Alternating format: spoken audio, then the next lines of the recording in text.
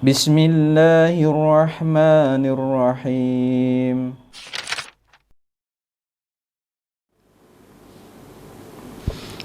Bismillahirrahmanirrahim. Assalamualaikum warahmatullahi wabarakatuh. Alhamdulillahirabbil alamin alladzi arsala rasulahu bil huda wa dinil haqq liyuzhirahu 'alad dini kullih wa kafa billahi syahida. Asyhadu an la ilaha illallah wahdahu la syarika lah wa asyhadu anna Muhammadan abduhu wa rasuluhu la nabiyya ba'dah. Allahumma shalli wa sallim ala Muhammad wa ala alihi wa sahbihi ajma'in. Amma ba'du. Bapak Ibu jamaah subuh Masjid Siti Halimah yang dirahmati Allah, pertama-tama mari sama-sama senantiasa kita panjatkan puji dan syukur kita kehadrat Allah Subhanahu wa taala yang alhamdulillah pada kesempatan pagi hari ini kita masih dipertemukan, masih diringankan langkah kita guna menuju Masjid Siti Halimah untuk menjalankan kewajiban yaitu sholat subuh secara berjamaah, dan insya Allah akan dilanjutkan dengan kajian pekanan.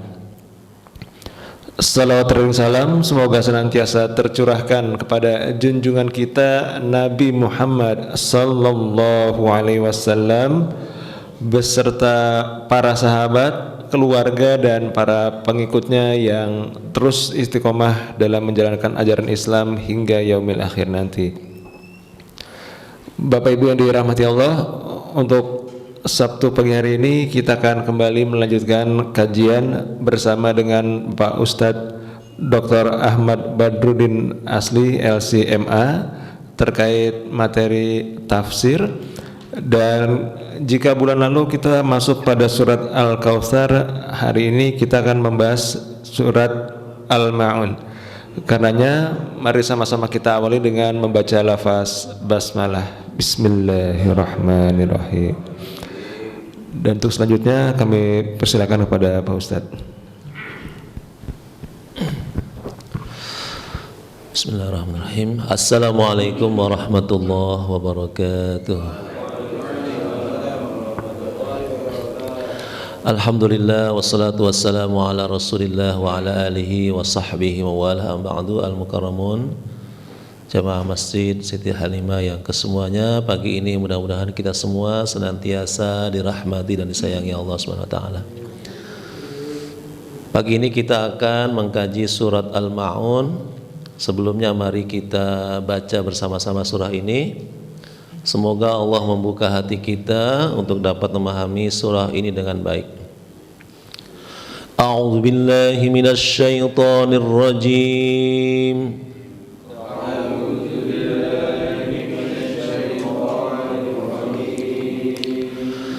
Bismillahirrahmanirrahim.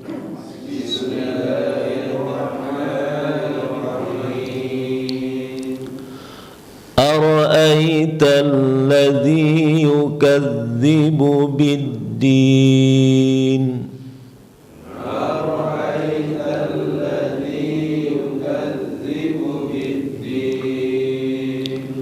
فذلك الذي يدعو اليتيم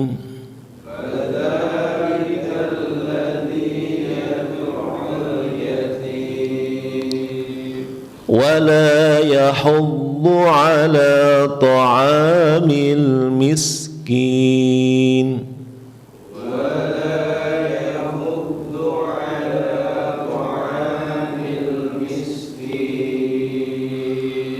فويل للمصلين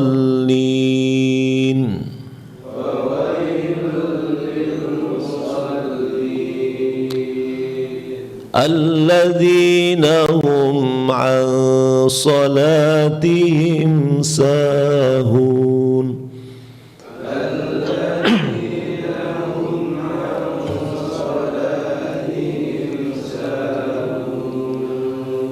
الذين هم يراءون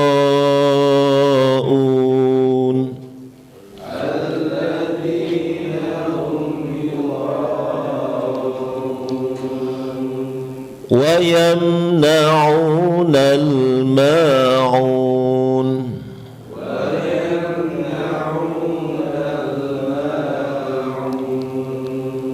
Sadaqallahul azim. Suratul Ma'un ini namanya surat Al-Ma'un. Hadhihi suratul Ma'un. Bismillah, dengan nama Allah Ar-Rahman yang Maha Pemurah, Ar-Rahim Maha Penyayang. Ara'aita, apakah pendapatmu atau tahukah kamu, alladzi yukadzibu biddin, orang yang mendustakan agama. Fadzalika, maka dia itu, alladzi yad'u, yang menolak atau menghardik, membentak. Yad'u itu arti membentak, al yatim, anak yatim.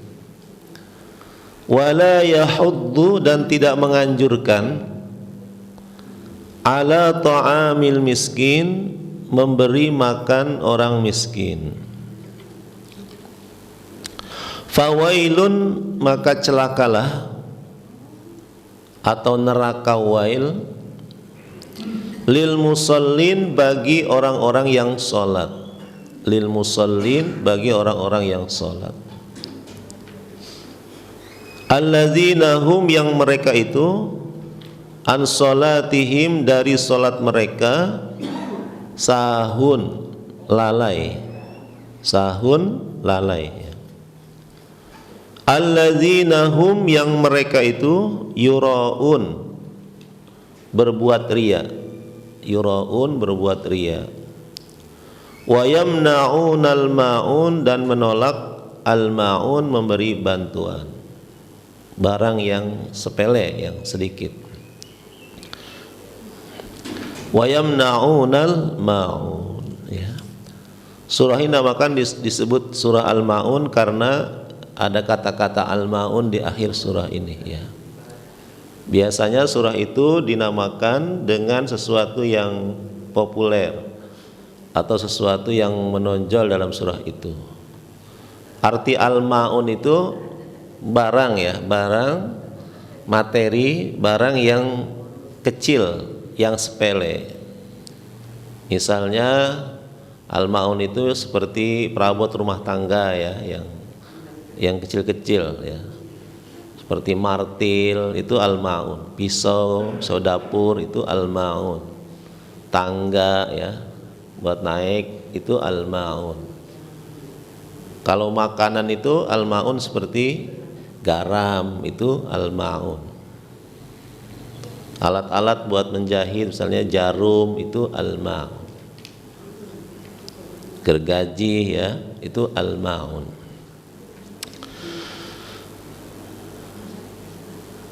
Dalam surah Al-Ma'un ini ada banyak istilah, ya, ada banyak istilah yang menjadi istilah agama yang perlu kita perhatikan. Pertama, aro'aita. Ro'a di sini, ro'a, arti kata ro'a itu melihat, ya, asalnya. Ro'a, melihat dengan mata. Itu namanya ro'a al-ain. Ro'a, melihat dengan mata. Ada juga dalam Al-Quran itu ro'a, melihat dengan ilmu, dengan otak, dengan pengetahuan ilmu. Nah, ro'a di sini, aro'aita, ro'a, kata ro'a di sini melihat dengan ilmu. Ada juga ro'a melihat dengan dalam mimpi, ya. Seperti ro'a itu ahada asyara kaukaban dalam surat Yusuf, ya. Aku melihat 11 bintang bersujud kepadaku. Itu melihat dalam mimpi. Atau Nabi Ibrahim berkata kepada anaknya, aku melihat diriku menyembelihmu, gitu, ya. Dalam surat As-Saffat, ya. Ketika dia berdialog dengan anaknya Ismail, itu ro'a dengan makna mimpi, ya. Nah, kalau di sini aro'aita, tahukah kamu, diartikannya begitu, diterjemahkannya tahukah kamu. Asalnya apakah kamu melihat, gitu, ya. Asalnya melihat dengan mata, Tapi di sini artikan tahukah kamu? Apakah kamu mengetahui? Nah, itu melihat dengan apa? Dengan ilmu. Maka ada perbedaan pendapat dalam ru'yat hilal, ya. Tahu ru'yat hilal? Apa itu hilal? Hilal itu awal bulan. Ini apakah ru'yatnya melihatnya dengan mata kepala, ya? Apakah melihatnya dengan apa? Dengan ilmu. Kalau melihat dengan mata itu artinya kita pakai teropong gitu ya. Asalnya nggak ada teropong ya. Kalau di padang pasir di Arab itu dengan mata itu kelihatan hilal itu. Karena kan langitnya cerah ya. Nah, kalau di kita yang langitnya banyak awan itu harus dengan teropong ya. Itu melihat ru'yat hilal, melihat dengan apa? Dengan mata. Ya. Nah, kalau melihat hilal dengan ilmu itu artinya menggunakan apa? Hisab ya.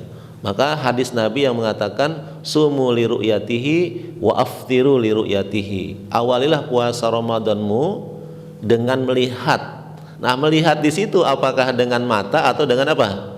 Dengan ilmu. Maka di sini sering terjadi perbedaan ya antara ru'yat hilal mata dengan ru'yat hilal dengan hisab ya, dengan ilmu. Ya. Ini perbedaannya tajam ya. Tapi kalau pas bareng itu kita senang sekali antara yang menggunakan ru'yat hilal dengan mata ya dengan ilmu ya. Kalau dengan ilmu dengan hisab itu biasanya kalau zaman sekarang di zaman pengetahuan ya, kemajuan teknologi sains seperti ini itu jarang meleset ya, jarang meleset kalau dengan hisab. Tapi kalau dengan mata itu kadang kelihatan, kadang enggak gitu ya.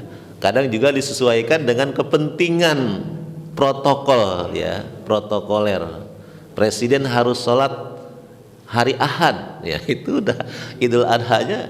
Bagaimana caranya nih biar ru'yat hilalnya jatuh pada hari Ahad ya? Itu terkadang ada ya. Bukan kita menuduh ya, tapi terkadang disesuaikan ya. Hilal tidak terlihat gitu ya. Ya kita yakin saja mereka itu tersumpah ya. Itu ru'yat melihat dengan paham ya Pak ya. Makna melihat dengan mata dengan apa? Dengan pengetahuan.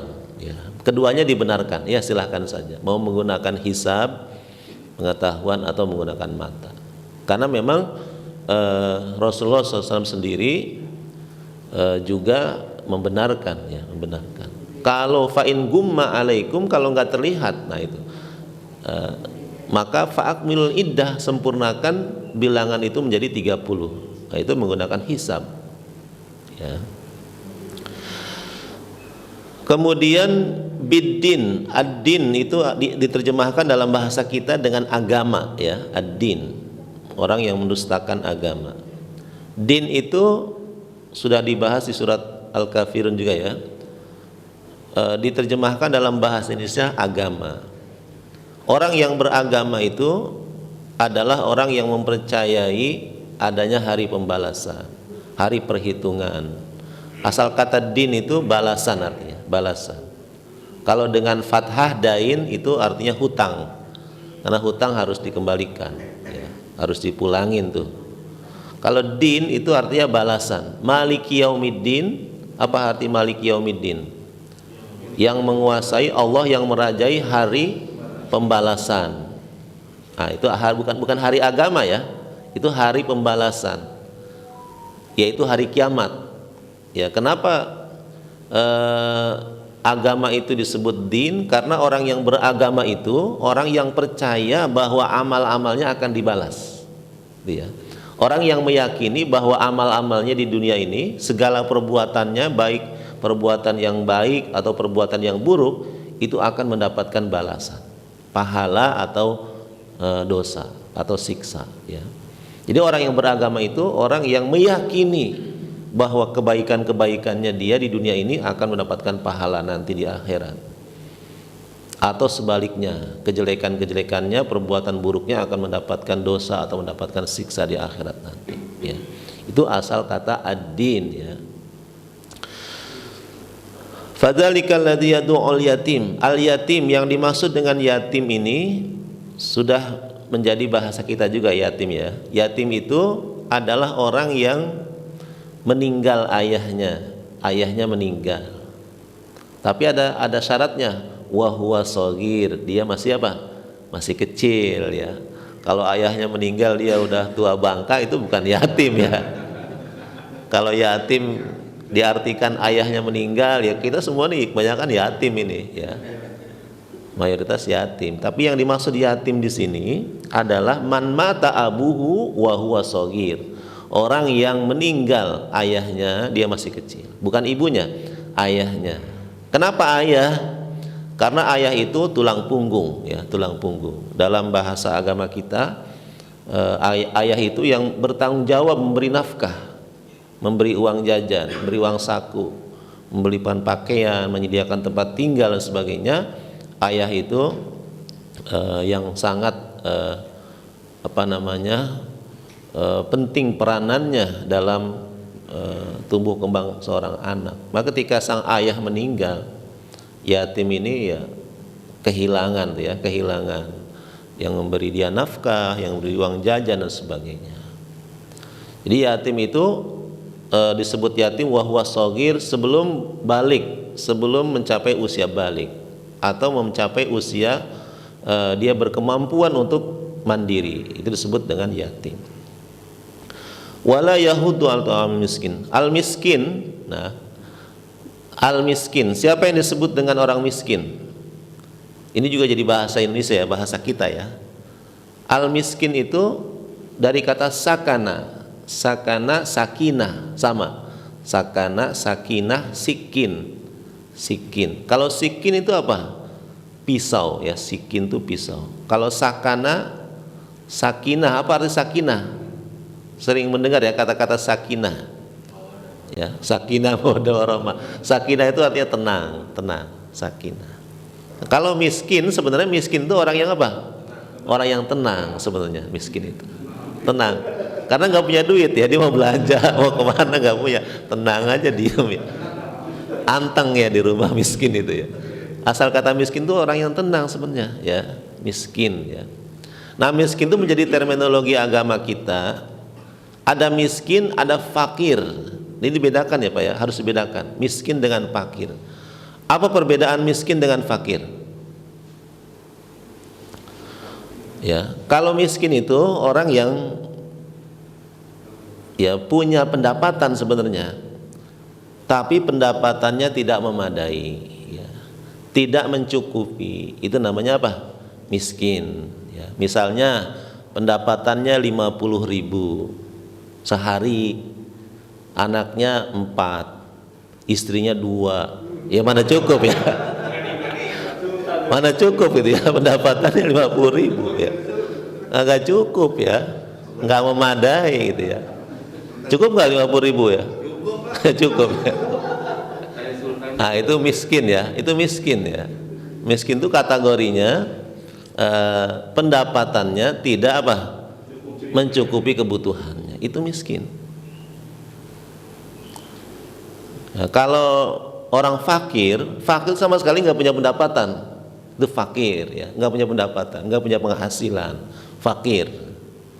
Ya, jadi kalau fakir itu udah pasti miskin ya. Tapi kalau miskin belum tentu apa? Fakir gitu ya. Dulu dosen kami itu ya, orang Saudi ya. Kami itu kalau belum punya 30 orang anak masih disebut miskin gitu ya. Kalau anaknya belum 30 gitu ya, masih miskin ya. Nah, jadi miskin itu berbeda-beda antara satu negara dengan negara lain ya, itu beda ya. Miskin ya, kaya di kita bisa jadi miskin di daerah lain ya, di tempat lain ya. Di Dubai itu yang ya tadi yang punya istri 2 itu masih miskin ya, di Dubai, di Kuwait, di Saudi ya, beda ya. Nah, miskin ini tak salah satu mustahik ya, salah satu orang yang berhak mendapatkan zakat, itu miskin ya. Maka ada prioritas ya. Miskin itu tidak semua orang levelnya sama ya.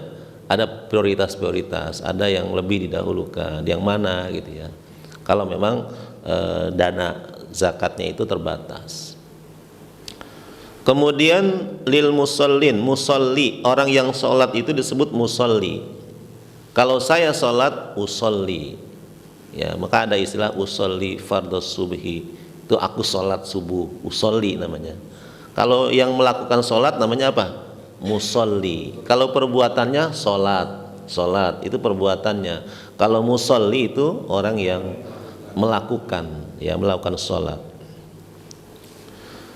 Celakalah wail di sini ungkapan doa ya, celakalah. Tapi doa celakalah. Itu biasanya wailun laka, celaka kamu. Nah, ada juga yang menafsirkan bahwa wail ini satu kapling di neraka ya. Satu tempat khusus di neraka, namanya neraka apa? Wail, ya wail. Wadin fi jahannam, itu salah satu tafsirnya ya. Tempat khusus di neraka. Nah, pada kata-kata wail musallin di sini ada lam alif biasanya. Kalau di mushaf Indonesia itu setelah wailul musallin itu ada lam alif. Maksudnya apa?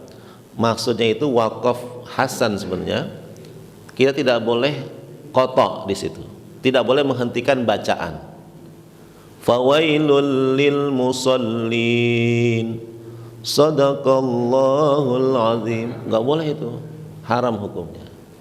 Bisa dapat dosa dia, bukan dapat pahala tapi dapat apa? Dosa. Fawailul lil musallin, Allahu akbar, ruku ya. Tidak dilanjutkan. Nah, itu tidak boleh ya. Kenapa? Karena ayat setelahnya itu tafsir daripada lil musallin. Wailul musallin ini tafsirnya itu alladzina hum an salatihim sahun alladzina hum yuraun. Nah, yuraun, kata-kata yuraun itu artinya riya. Yuraun, orang yang berbuat riya, yaitu orang yang beramal karena ingin dilihat oleh orang. Itu namanya riya ya. Ingin dilihat atau berbuat sesuatu karena dia melihat. Ketika sholat misalnya ada yang melihat dia panjang-panjangin gitu ya, dia seperti lebih khusyuk, itu riya, pengen dilihat oleh orang. Ini istilah ya, istilah riya itu berbuat pengen dilihat, pengen dipuji oleh orang, namanya riya. Ada lagi namanya sum'ah. Kalau sum'ah itu apa? Sum'ah itu pengen didengar, pengen kesohor ya, pengen didengar. Sedekah 50.000, umumkan ya. Bukan itu ya, bukan itu ya. DKM suruh ngumumin ya pas salat Jumat, sedekah dari Bapak Fulan 50.000 rupiah gitu ya. Nah, itu namanya apa? Sum'ah. Ya, ketika dipanggil ya, pulang haji dipanggil gitu ya, dipanggil namanya Ahmad ya misalnya ya. nggak nengok pas Haji Ahmad baru nengok ya. Nengok. Kalau dipanggil haji baru apa? Baru nengok. Itu namanya apa? Sum'ah ya, sum'ah ya. Itu istilah-istilah agama ya. Ada apa namanya tadi, riya, sum'ah, ada ikhlas. Itu istilah-istilah agama kita ya. Bapak Ibu yang dirahmati oleh Allah, surat Al-Ma'un ini diturunkan di Mekah ya, dia periode Mekah. Ini surah yang mengkritik kita ya, yang memvalidasi orang-orang beriman, yang membedakan orang beriman dengan orang yang tidak beriman ya. Surah ini diawali dengan pertanyaan ditakrir untuk menetapkan, wahai Muhammad, tahukah kamu ya, ara'aita, tahukah engkau wahai Muhammad, alladzi yukadzibu biddin, siapakah yang mendustakan agama itu? Mendustakan agama, enggak percaya dengan agama ya. Itu terjemah yang pertama ya, makna yang pertama. Yang tidak percaya agama itu adalah fadzalikal ladzi yad'ul yatim. Ini yang pertama. Atau dia mengaku beragama tapi sebenarnya tidak beragama. KTP-nya Islam tapi sebenarnya dia bukan orang Islam. Nah, itu tafsir yang kedua ya. Tahukah kamu siapa yang mengaku beragama tapi sebenarnya dia tidak dianggap sebagai orang yang beragama? Di sini Allah menjelaskan cirinya. Fadzalikal ladzi yad'ul yatim, maka dia itu adalah orang yang menghardik anak yatim, yang membentak anak yatim. Ini menghardik, membentak, ini istilah ya. Orang yang tidak menaruh perhatian terhadap anak yatim atau tidak memberikan hak-hak anak yatim. Itu namanya yad'ul yatim. Karena tradisi masyarakat jahiliyah saat itu, ketika ada seseorang meninggal, maka hartanya itu dikuasai oleh saudaranya, oleh kakaknya atau oleh adiknya. Ada seorang meninggal nih, ya dia punya rumah, punya sawah, punya kebun, punya apapun, itu diambil oleh kakaknya, dikuasai oleh kakaknya, atau diambil oleh adiknya, adik laki-lakinya. Bagaimana dengan anak-anaknya yang ditinggalkan? Nah, tidak diterima, tidak diberikan haknya, tidak diberikan warisnya. Jadi waris itu jatuh kepada saudaranya. Ketika anak yatim ini meminta bagiannya, meminta warisnya, dia menghardiknya, membentaknya.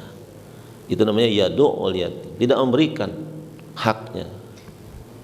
Nah, Islam kemudian datang untuk mengatur ya, tidak lagi boleh ada anak yatim yang teraniaya, anak yatim yang tersia-sia. Kalau sang ayah meninggal, maka harta itu jatuh kepada, warisan itu jatuh kepada anaknya, walaupun dia masih kecil.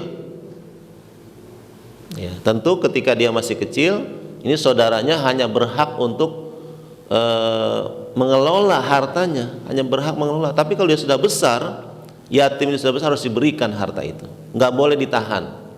Ya, ketika dia sudah balik, kemudian dia meminta kepada pamannya, wahai paman, berikan harta warisan ayah saya, nggak dikasih, nggak diberikan. Itu namanya yad'ul yatim. Fadzalikal ladzi yad'ul yatim, menguasai harta anak yatim, menghardik, tidak memberikan hak-hak yatim, termasuk orang yang mendustakan agama.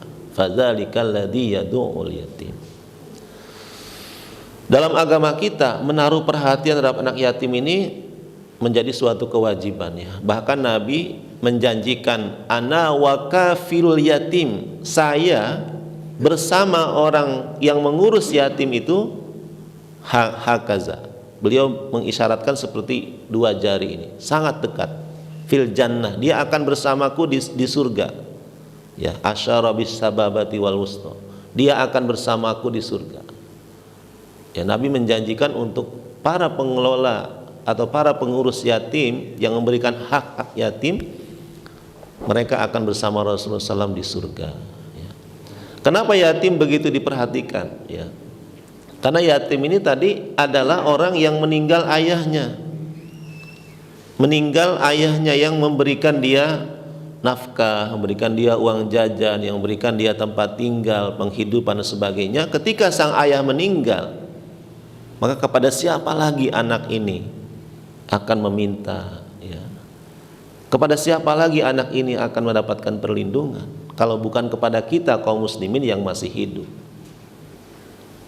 Ya, maka mengurus yatim itu ya sangat mendapatkan penghargaan dari Rasulullah ya. Rasulullah sangat memberi apresiasi kepada orang-orang yang mengurus anak yatim.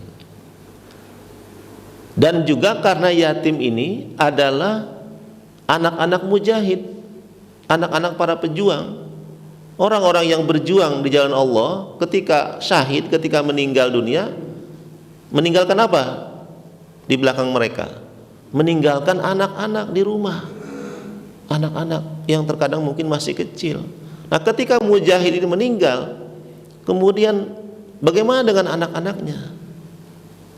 Maka Islam ya sangat menganjurkan, sangat menekankan untuk menaruh perhatian terhadap anak-anak yatim.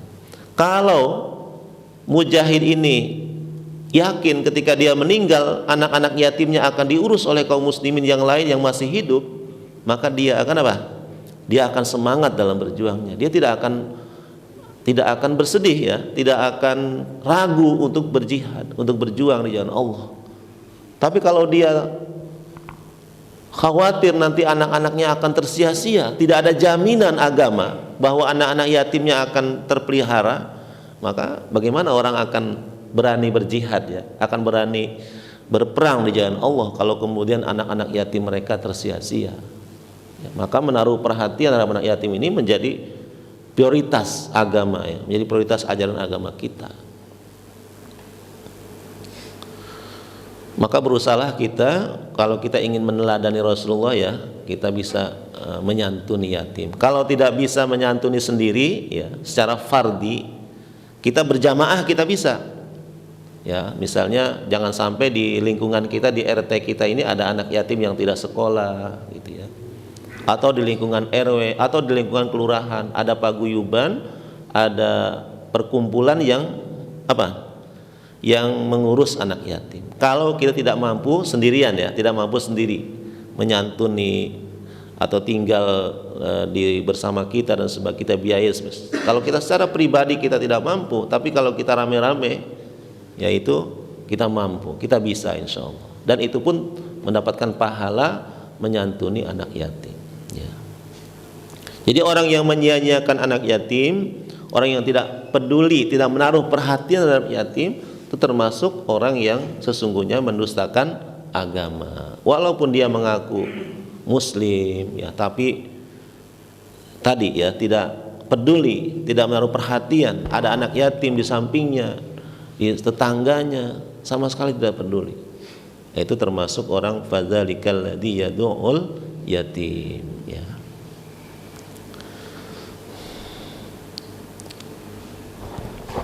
Jadi terkadang yatim juga prioritas ya, prioritas yatim juga.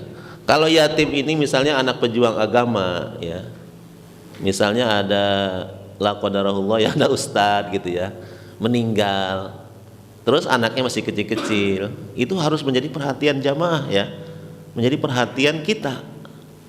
Kenapa? Karena dia ayahnya apa? Pejuang agama, guru lekar misalnya, yang mencerdaskan anak-anak kita.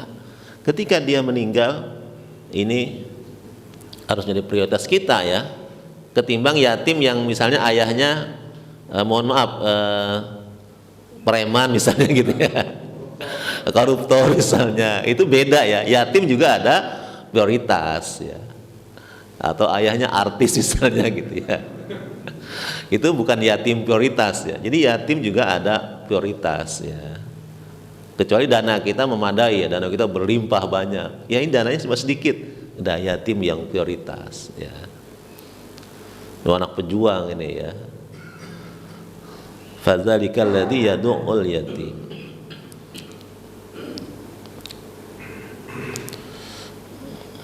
Ini ciri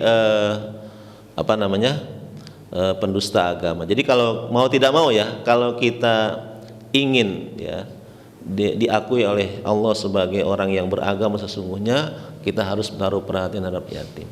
Maka dalam bulan Muharram itu ada yang namanya apa? Lebaran yatim, lebaran anak yatim. Itu sebagai tasyrifan saja, sebagai untuk dalam rangka upaya kita memuliakan anak yatim. Ya. Kenapa ada lebaran yatim? Karena biasanya kita habis puasa itu lebaran, ya. Kalau habis puasa Ramadan, lebaran apa namanya? Idul Fitri. Kalau habis puasa Arafah, lebaran apa? Idul Adha. Kalau habis puasa Asyura, puasa Tasu'a, puasa Asyura, itu kita lebaran apa? Nggak ada ya, nggak ada. Maka orang-orang Indonesia berinisiatif, udah kita lebaran yatim ya. Jadi ini lebaran yatim itu inisiatif murni orang Indonesia ya, yang harus dicontoh oleh orang-orang Arab ya, oleh orang-orang Timur Tengah ya. Mereka juga harus lebaran yatim seperti kita. Ya, itu bukan bermaksud menyantuni yatim setahun sekali, bukan ya.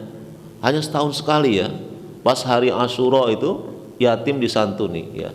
Setelah itu enggak, kelaparan dibiarinin gitu ya. Bukan itu maksudnya. Ini hanya seremonial ya, setahun sekali diberikan santunan itu. Padahal setiap bulan ya ada, setiap bulan ada, tapi di momen itu kita mengumpulkan masyarakat, mengingatkan kaum muslimin ya, di warga kita, di lingkungan kita ini ada sejumlah anak yatim. Itu kita jadikan momen Muharram itu ya untuk mengingatkan jamaah pentingnya kita menyantuni mereka. Karena sesungguhnya menyantuni anak yatim itu menyantuni anak kita sendiri sebenarnya. Ya. Kalau kita menyantuni anak yatim, Bapak-bapak sekalian harus kita pahami oleh kaum muslimin ya. Itu sebenarnya kita menyantuni anak kita sendiri. Betul. Ya. Ya. Karena ya, ini menjadi jaminan sosial, namanya doman, ya, menjadi jaminan sosial. Kalau saat ini kita menyantuni anak orang lain, bisa jadi suatu saat anak kita yang disantuni oleh orang lain. Karena kita tidak tahu ya usia kita, umur kita. Jangan mentang-mentang kita masih muda, masih gagah. Saya mah matinya paling masih lama gitu ya. Jangan. Ya, banyak orang yang meninggal masih muda, anaknya masih kecil-kecil. Banyak nggak? Banyak. Kalau saat ini kita menyantuni anak orang lain, maka bisa jadi ya tahun depan misalnya ya anak kita yang disantuni oleh orang lain. Maka menyantuni anak yatim itu sebenarnya menyantuni anak kita sendiri. Ya, ini menjadi jaminan sosial ya, menjadi jaminan sosial. Ketika kita menyantuni anak yatim itu sebenarnya menyantuni anak kita sendiri. Kalau saat ini kita perhatian terhadap anak orang lain, maka kalau kita meninggal dunia akan ada juga orang lain yang menyantuni, yang menaruh perhatian terhadap anak kita. Dan ketika kita santuni anak yatim itu kita usap kepalanya, ya, itu akan melembutkan hati kita. Hati kita yang keras gitu ya, hati kita yang nggak tersentuh dengan ajaran agama, yang nggak menangis ketika berdoa, yang nggak takut Allah ketika maksiat, itu hati yang keras. Nah, untuk melembutkan hati kita itu diantaranya dengan mengusap kepala anak, itu bagian dari sunnah ya. Apalagi kalau anak yatim itu kecil gitu ya, itu terasa banget tuh. Bagaimana kalau ini anak saya, itu akan lembut hati kita ya. Tapi kalau yang udah gede jangan Pak ya, udah gede, udah itu gak usah ya. Ya bukan hanya anaknya ya, emaknya juga katanya, emaknya disantuni juga ya. Ya itu yang baik, yang lebih baik ya, yang lebih baik. Bukan hanya anaknya tapi juga orang tuanya gitu ya. Bukan hanya disantuni juga dinikahi gitu. Jangan biarkan ya sendirian. Ya di zaman para sahabat, di zaman masa Rasulullah SAW itu ya para janda-janda syuhada itu ya orang-orang yang para pejuang itu ya, itu janda-janda mereka dinikahi oleh orang yang masih hidup. Oleh mujahid-mujahid yang masih hidup ya. Itu menjadi prioritas ya, menjadi prioritas ya. Agar tidak ada yang sendirian, agar tidak ada yang bersedih berkepanjangan ya. Itu bagian dari jaminan sosial ya kaum muslimin yang diajarkan Allah ya, yang luar biasa ya. Ada yang berani. Ada stok ya. Banyak stoknya ya. Jadi niatkan yang tulus, nanti Allah akan menolong, Allah akan melimpahkan rezeki kita. Ya, kalau niat kita sungguh-sungguh ya, bukan hanya pengen bangga-banggaan ya, bukan hanya nafsu ya, tapi niat misalnya untuk tadi ya, untuk menolong, untuk membantu, itu Allah akan membantu kita juga, akan menolong kita. Yang tadinya penghasilan kita sedikit atau hanya cukup untuk 1 istri dan 2 anak, ketika kita menikahi janda dengan anak-anaknya itu akan dilipat gandakan penghasilan kita ya. Coba Ustadz beri contoh gitu ya. Ada. Ya, ketua DKM dulu nih ya harus contoh. Ya kadang-kadang kita jadi aib ya, jadi aib padahal itu bukan aib ya. Kita nggak tahu niat orang ya. Tokoh kita saja selevel Agim ya, itu kan niatnya bagus Agim itu kan ya, menyelamatkan anak yatim, menyelamatkan ibunya juga ya. Tapi kemudian jadi apa? jadi hiruk pikuk ya, jadi dicemooh dan sebagainya ya. Di kita itu belum jadi tradisi ya, belum jadi tradisi. Ya perlu sosialisasi ya.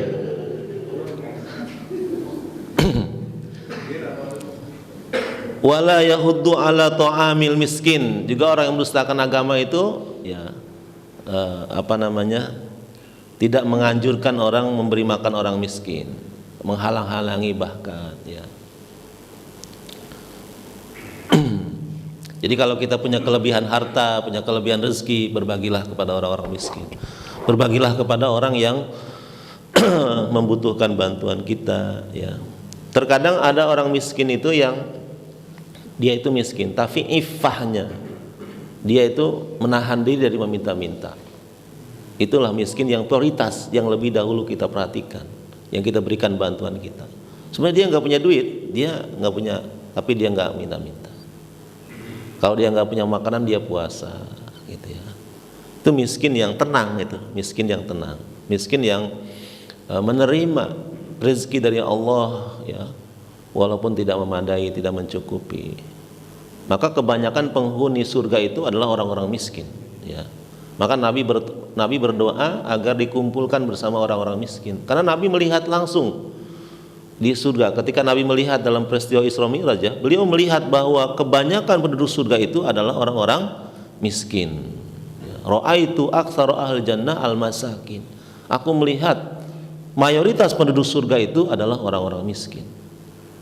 Karena orang-orang miskin itu ya dia menerima rezeki dari Allah ya, dia terima dengan penuh ketenangan. Ya, dia tetap beribadah kepada Allah. Kemiskinannya itu tidak menghalangi dia untuk jauh dari Allah. Dia terus mendekatkan diri kepada Allah ya.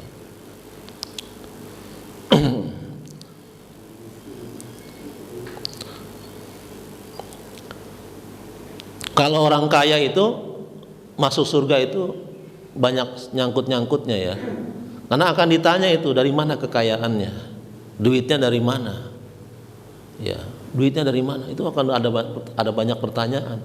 Setelah dia bisa jawab duitnya dari hasil bisnis yang halal, usaha yang halal, lalu diinfakkan kemana, dibelanjakan untuk apa? Apakah dia pakai untuk menyantuni anak yatim atau tidak? Apakah dipakai untuk memberi bantuan kepada orang miskin atau tidak? Berzakat atau tidak?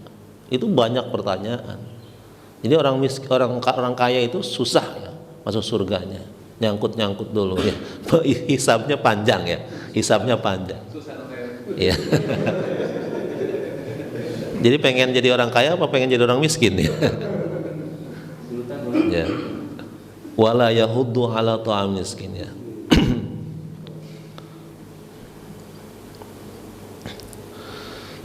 Fawailul lil musallin, maka celakalah untuk orang-orang yang sholat. Terkadang orang yang mengaku beragama itu juga melaksanakan sholat ya, melaksanakan praktek-praktek ibadah seperti orang yang beragama sungguhan, tapi dia sholatnya itu alladzina hum an sholatihim sahun. Ketika sholat dia sholatnya lalai ya, sholatnya lalai.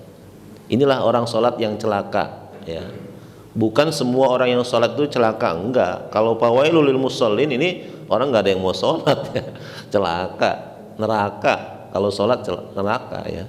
Tapi orang yang sholat yang masuk neraka itu adalah alladzina hum an sholatihim sahun, orang yang lalai dalam melaksanakan sholatnya. Nah sahun ini ada dua Pak ya. Ada sahun, mayoritas ditafsirkan dalam ayat ini sahun itu lalai dalam waktunya. Misalnya waktunya sudah mepet, sudah hampir habis ya. Sholat subuh, habis sholat subuh lanjut sholat duha. Selesai subuh duha ya. Nah itu namanya sahun, lalai dalam waktunya, mengakhirkan, menunda-nunda ya, antar aja ya. Habis sholat zuhur, selesai sholat zuhur langsung komat ya, sholat asar ya. Nah, itu sahun ya, sahun, lalai dalam waktu ya, efektif ya. Alladzina hum an sholatihim sahun, itu lalai dalam waktu. Nah ada juga yang menafsirkan sahun ini yang paling berat ya, lalai ketika sholat itu lalai, artinya dia tidak banyak ingat Allah, dia banyak ingat yang lain ya. Ini dalam surat An-Nisa, ciri orang munafik itu wala yadhkurunallaha illa qalila ya. dia tidak ingat Allah kecuali sedikit, ya. Wa idza qamu ilas shalah qamu kusala. Kalau salat itu salatnya bermalas-malasan, kusala, bermalas-malasan, enggak serius, enggak sungguh-sungguh. Ya. Dan tidak ingat Allah kecuali sedikit. Nah, ini sahun yang mayoritas kita ini ya, sahur ini ya. Ketika sholat ini ya, lalai ya. Maka kita berusaha dari waktu ke waktu untuk khusyuk dalam sholat ya, khusyuk. Berusaha agar khusyuk, menghadirkan Allah dalam sholat kita. Sekurang-kurangnya khusyuk itu menurut para ulama, ingat Allah ketika takbiratul ihram ya. Allahu Akbar, ketika takbiratul ihram ingat Allah, Allahu Akbar ya. Itu ingat takbir yang pertama ya, namanya takbiratul ihram. Allahu Akbar, ingat Allah. Allah lah yang maha besar, hutang saya kecil ya.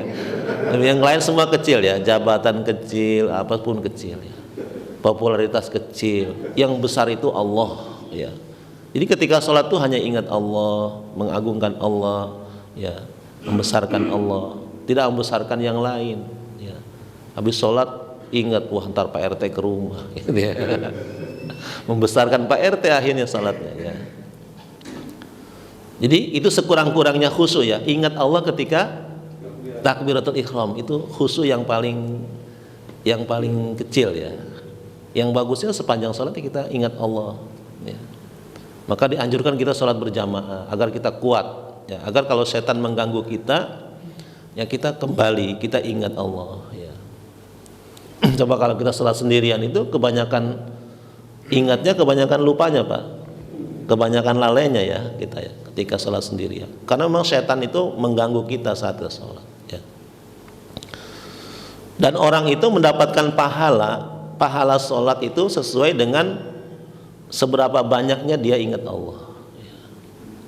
Kalau semakin banyak dia ingat Allah, maka semakin besar pula pahalanya ya. Jadi tidak sama antara dua orang yang sholat itu pahalanya beda-beda ya. Ada yang pahalanya full misalnya 100, ada yang pahalanya mungkin hanya 20 ya, 25 ya. Karena tingkat ya kekhusyuannya yang berbeda-beda ya. Alladzina hum an salatihim sahun, alladzina hum yuraun. Orang yang salat yang celaka itu adalah orang yang sering salatnya itu karena manusia, karena orang lain, bukan karena Allah. Alladzina hum yuraun ya. Karena ingin dipuji, karena ada mertua di belakangnya ya, karena ada orang lain gitu. Karena ingin dilihat oleh orang lain. Kalau ingin dilihat oleh orang lain, bagaimana kita? Ya udah sholatnya di tempat yang gelap sendirian gitu ya. Nggak usah ke masjid, nggak usah kemana-mana gitu ya, di rumah aja gitu ya. Nah, yuraun ini pekerjaan hati ya, pekerjaan hati. Bukan berarti kita sholat nggak boleh ada yang lihat kita ya. Itu yuraun di sini bukan maknanya bukan itu ya. Kalau pasti dilihatlah orang berjamaah ya dengan orang lain. Ini suasana hati kita bahwa sholat ini adalah semata-mata untukmu ya Allah. Inna sholati wa nusuki wa mahyaya wa mamati lillah itu. Sholatku ini hanya untukmu ya Allah. Jadi bukan karena siapapun, bukan karena nggak enak, bukan karena terpaksa dan sebagainya. Triksnya agar kita tidak ria ya, kita yakini bahwa orang yang sholat bersama kita, dia juga sedang apa? Sedang mengharapkan pahala dari Allah sama dengan kita. Dia sedang ingin mendapatkan pahala, ingin mendapatkan kasih sayang Allah sama dengan saya. Nggak ada bedanya. Kenapa saya harus sholat karena dia? Dia juga orang yang fakir kepada Allah, orang yang sedang melaksanakan perintah Allah. Jadi kita sama-sama yang sholat ini semua sama-sama sedang menghadap Allah gitu ya. Kita harus yakini itu ya, bahwa tidak ada kaitannya pahala kita ya dengan pujian orang lain ya. Tidak boleh ya kita hubung-hubungkan sholat kita dengan pujian orang lain ya. Wah, dia mah orang soleh ini ya, sholatnya aja lama ya, sholatnya aja khusyuk gitu ya. Jangan pernah terbetik di hati kita ya ingin dapat pujian seperti itu. Walaupun memang ada hadis ya yang menyatakan idza ra'aita rajulan yataraddadul masjid fashhad bi annahu muslim. nggak apa-apa kalau itu ya. Jika engkau melihat orang bolak-balik ke masjid, maka persaksikanlah bahwa dia itu seorang apa? Seorang muslim. Ya. Kalau kita melihat ya orang bolak-balik ke masjid, itu persaksikan ketika dia meninggal, dia ini orang muslim, dia ini ahlul khair, ahlul jannah. Ya. Itu sudah otomatis memang ya, tidak bisa dihindari kan, tidak bisa dihindari. Pastilah ketika kita ke masjid, bolak-balik ke masjid, orang melihat kita. Jadi jangan pernah meninggalkan amal karena takut dilihat oleh orang, ya. Takut dilihat oleh manusia. Meninggalkan amal karena takut dilihat orang, itu juga apa? Itu juga riya, gitu ya, riya. Meninggalkan amal karena takut dilihat oleh orang, itu juga apa? Riya. Maka kalau kita beramal kemudian dilihat orang, nggak apa-apa, karena itu pekerjaan hati. Ya, ketika masukin kotak infak ya, dilihat orang, nggak jadi gitu ya, nggak begitu, jangan begitu ya. Udah masukin aja, itu hati kita, Allah yang menilai ya. Ya. Ada orang ya saya pernah buka kotak gitu ya, amal gitu ya di masjid. Kadang-kadang kalau nggak giliran khutbah ya pas di kantor itu ikut bantu ya ngitung uang ya, uang kotak amal. Ada orang yang infak 100.000 tapi dilapisi oleh 2.000 gitu ya, 2.000. Jadi dia infak berapa? 102.000. Jadi yang kelihatan itu yang 2.000-nya gitu ya, yang 100-nya enggak gitu ya. Antum banget ya. Itu hanya upaya ya, hanya upaya. Biarlah yang kelihatan itu yang 2.000-nya ya. Biarlah yang kelihatan itu yang 2.000-nya. Mungkin pendapat dia gitu ya. Yang ria itu yang 2.000 enggak apa-apa gitu ya. Yang ikhlas yang 100.000 ya. Ya itu hanya kita menghargai ya, nggak apa-apa gitu ya. Allah juga tahu ya, menghargai kita ya, Allah juga. Wa yamna'unal ma'un, dan orang yang mendustakan agama itu yang ketika ada orang minta bantuan dia itu nggak mau memberi bantu ya. Walaupun hanya minjem sesuatu yang sepele ya, itu nggak mau. Jadi kalau membantu yang kecil saja nggak mau, apalagi membantu yang besar. Orang minjem martil aja nggak boleh, minjem tangga aja nggak boleh, apalagi minjem motor, minjem mobil gitu ya. Itu udah jelas dia sangat pelitnya gitu ya. Wa yamna'unal ma'un walayazubillah. Semoga Allah Subhanahu wa taala tidak menggolongkan kita ya, tidak menggolongkan kita termasuk orang-orang yang mendustakan agama ya. Tetapi sebaliknya ya, semoga Allah menjadikan kita semua termasuk orang-orang yang jujur dalam beragama, termasuk orang-orang yang mendukung agama ini, termasuk orang-orang yang menaruh perhatian terhadap yatim, yang berusaha untuk menolong orang-orang miskin dan menegakkan sholat dengan penuh keikhlasan kepada Allah Subhanahu wa taala. Demikian kajian kita pada pagi ini. Ya, barangkali ada yang ingin tanyakan, walaupun singkat, saya persilahkan. Wallahu a'lam. Tentang waktu sholat pertama ya, waktu sholat itu orang yang lalai itu orang yang menunda sholat itu sampai waktu sholatnya itu habis gitu ya, habis. Itu sahun ya, sampai waktu sholatnya itu habis.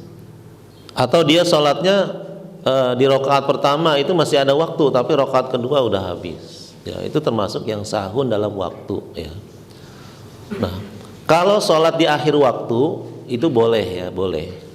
Jadi sholat itu ada awal waktu, ada pertengahan waktu, ada akhir waktu. Misalnya sholat zuhur itu kalau awal waktu jam 12 misalnya, kalau pertengahan jam 2, kalau akhir jam 3, karena asar misalnya setengah 4, itu akhir sholat asar, akhir sholat zuhur itu jam 3. Itu namanya sholat di awal waktu, di pertengahan waktu, dan di akhir waktu. Kalau di awal waktu itu adalah waktu yang utama ya, waktu yang utama ya, itu di awal waktu.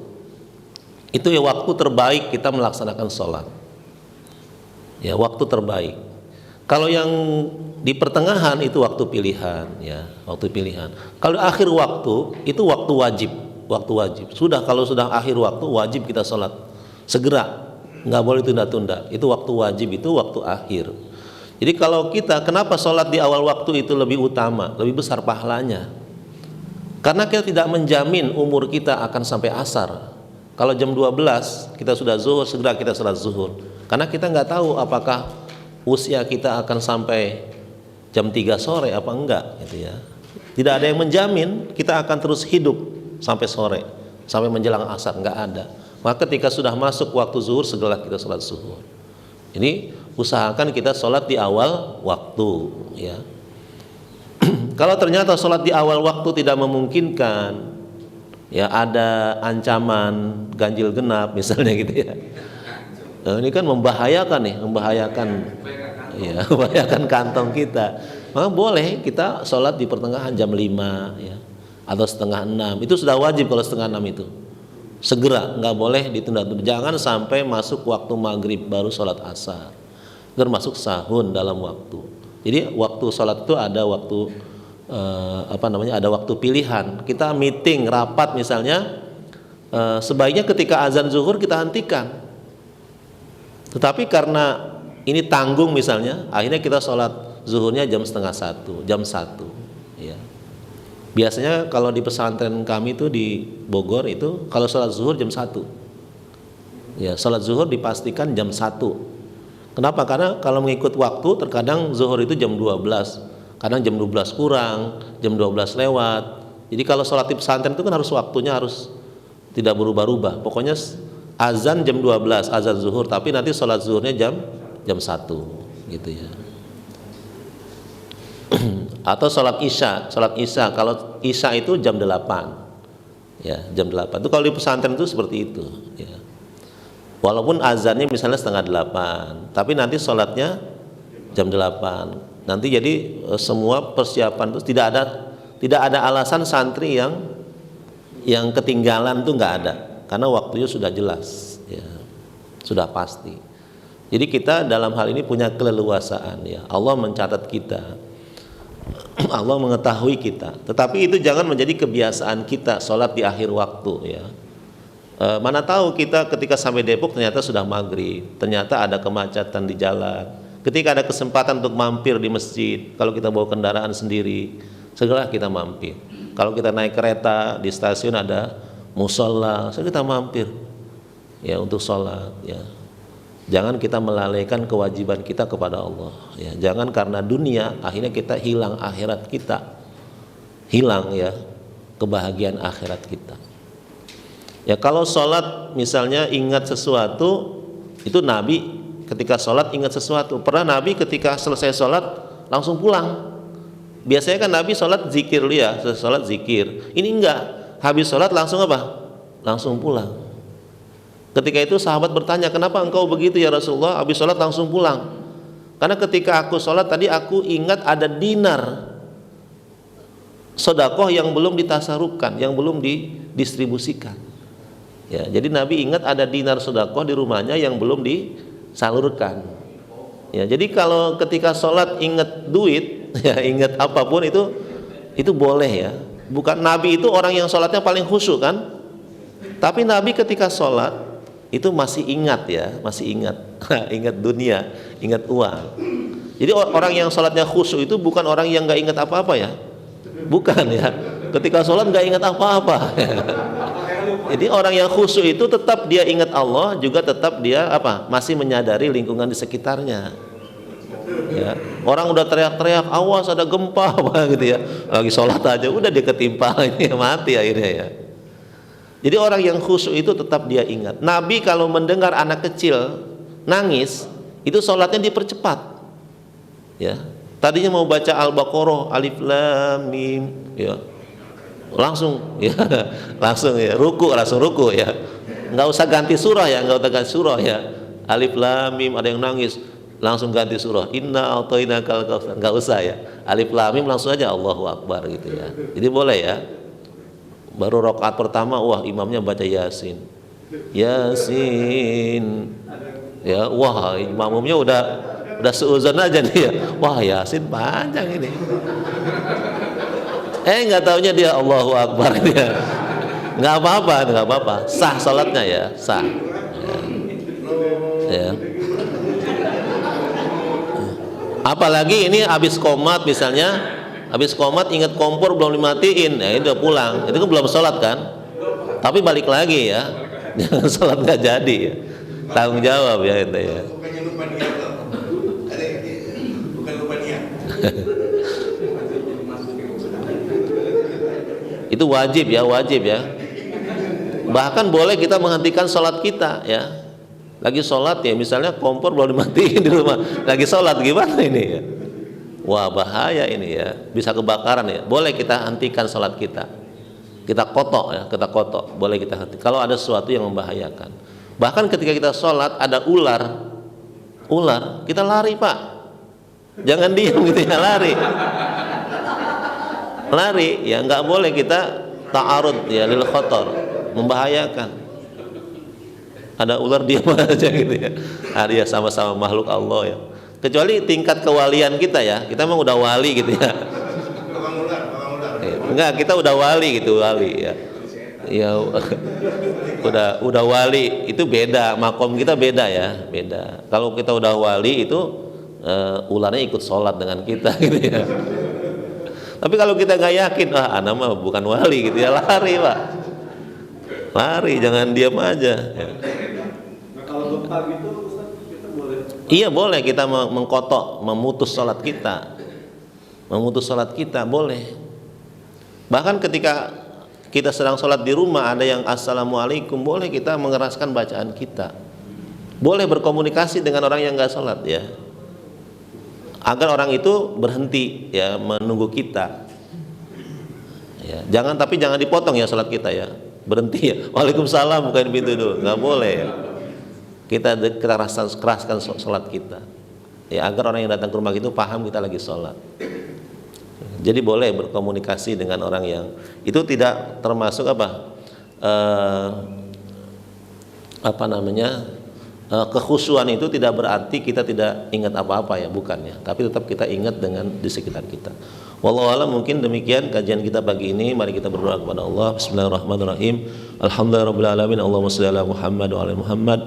Allahumma a'inna ala dzikrika wa syukrika wa husni ibadatik. Allahumma a'inna ala dzikrika wa syukrika wa husni ibadatik. Allahumma a'inna ala dzikrika wa syukrika wa husni ibadatik. Rabbana ij'alna muqimas shalah wa min dzurriyyatina rabbana wa taqabbal du'a. Rabbana zalamna anfusana wa illam taghfir lana wa tarhamna lanakunanna minal khasirin. Rabbana atina fid dunya hasanah fil akhirati hasanah wa qina adzabannar. Walhamdulillahirabbil alamin. Kurang lebih mohon maaf. Wassalamualaikum warahmatullahi wabarakatuh. Waalaikumsalam warahmatullahi wabarakatuh. Baik, alhamdulillah jamaah sekalian, telah sama-sama kita ikuti kajian terkait tafsir surah Al-Maun. Mudah-mudahan menambah wawasan bagi kita semua, dan kita yang hadir di pagi hari ini dicatatkan sebagai orang-orang yang senantiasa melangkahkan kakinya menuju majelis ilmu. Karenanya mari sama-sama kita tutup kajian kita dengan membaca lafaz hamdalah dan doa kafaratul majelis. Alhamdulillahirabbil alamin. Subhanaka Allahumma wa bihamdika asyhadu an la ilaha illa anta astaghfiruka wa atubu ilaik. Wabillahi taufiq wal hidayah. Wassalamualaikum warahmatullahi wabarakatuh.